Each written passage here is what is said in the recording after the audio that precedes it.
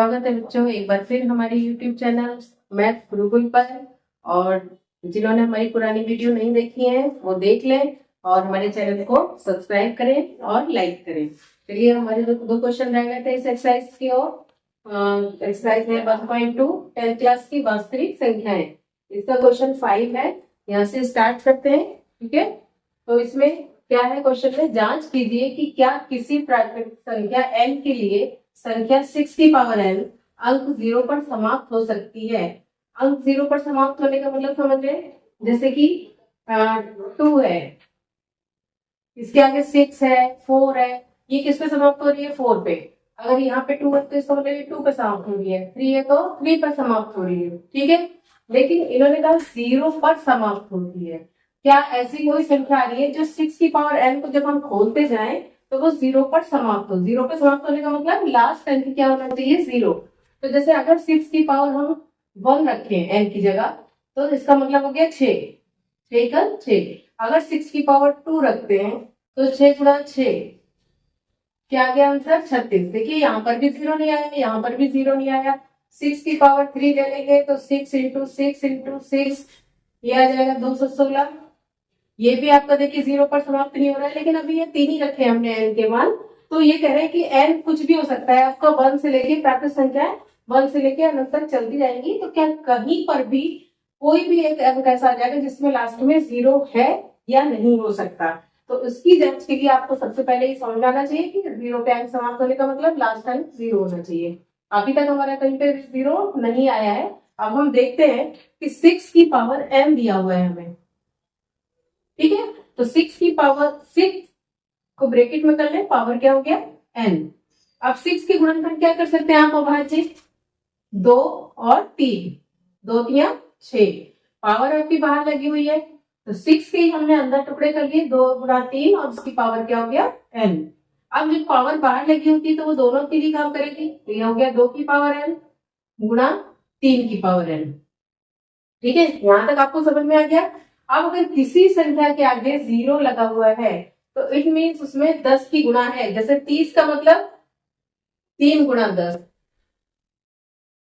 360 का मतलब 36 गुणा 10। यानी अगर 0 है लास्ट में तो उसमें 10 आना है। और 10 के गुणनखंड क्या होते हैं, 2 गुणा 5।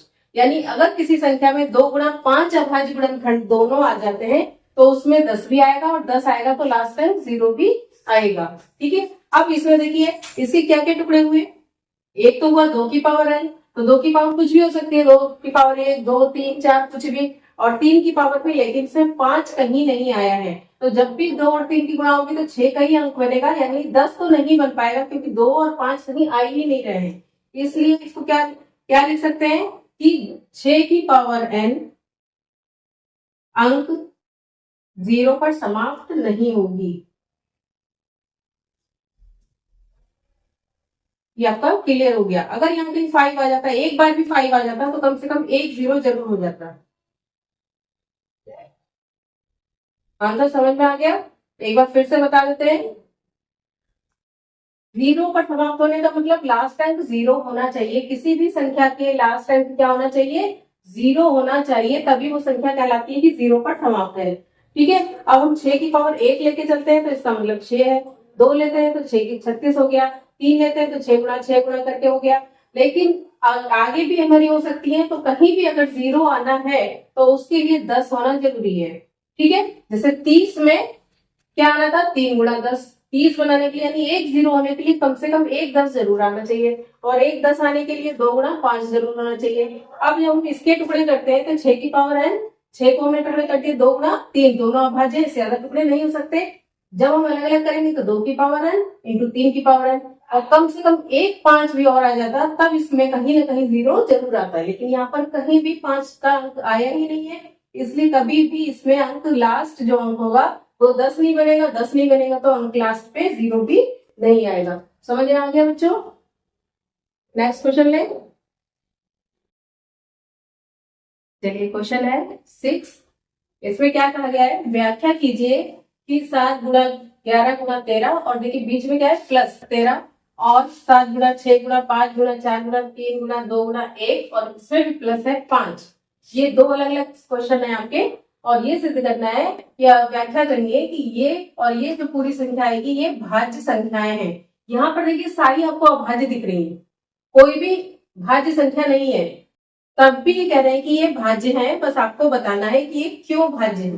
ठीक है, इसमें भी आपके बहुत सारे संख्याएं, इसमें भाज्य भाज्य दोनों है, लेकिन इसमें तो सारी ही अभाज्य है, फिर भी भाज्य संख्या आपको प्रूव करनी है। तो हम लेके चलते हैं पहली संख्या 7 गुणा 11 गुणा 13 प्लस 13।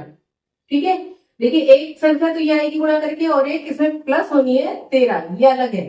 तो इसमें भी 13 है और इसमें भी 13 है, तो हम 13 को बाहर कॉमन ले सकते हैं। अंदर क्या बचेगा 7 गुणा 11 और यहाँ पर 13 बाहर जा चुका 1 और प्लस यहाँ पे क्या बचेगा 1।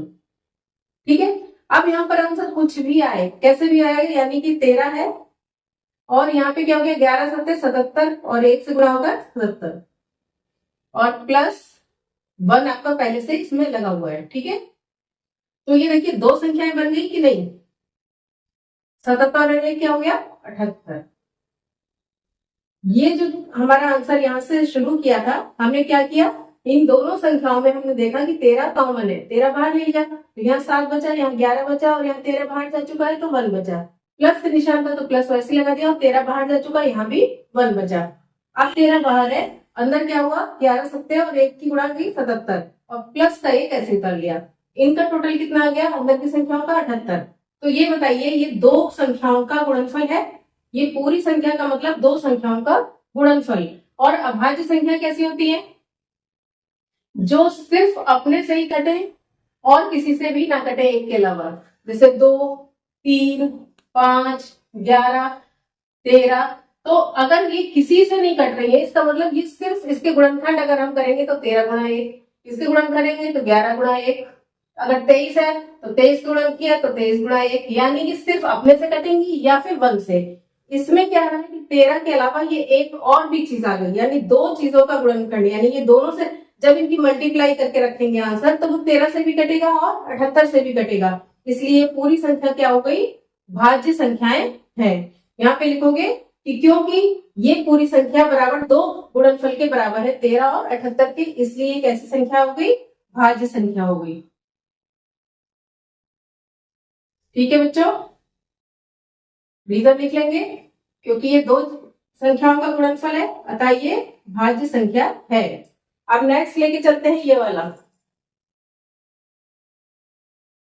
इसमें क्या क्या दिया हुआ है 7 into 6 into 5 into 4 into 3 into 2 into 1 और प्लस 5। यहाँ पे देखिए ये प्लस में है इतना और ये एक संख्या है। ठीक है, इतना यहाँ तक समझ में रहा है। अब इसमें देखिए 5 कहाँ, इसमें भी है और इसमें भी है, तो 5 हम बाहर ले सकते हैं। अंदर क्या बचा 7 6 5 बाहर जा चुका, 4 3 2 और 1 लिखे या नहीं लिखे, और प्लस 5 बाहर जा चुका, तो यहाँ भी क्या बचा 1। ठीक है, 5 बन जा 5 बाहर जा चुका है। अब इसकी भी जब गुणनफल करेंगे तो एक संख्या पूरी ये बनेगी, इसकी गुणनफल उसमें एक जोड़ देंगे, जैसे इसमें इसका गुणनफल 77 और उसमें एक जोड़ के 78 आ गया। इसी तरह इन संख्याओं का गुणनफल गुण प्लस एक जो भी आएगा तो 5 गुणा यहाँ पर समथिंग कुछ आएगा, यानी कि ये दो संख्याओं का गुणनफल आ गया। तो इसलिए ये भी कैसी संख्या हो गई, पूरी की पूरी कैसी हो गई, अतः ये भी भाज्य संख्या हो जाएगी।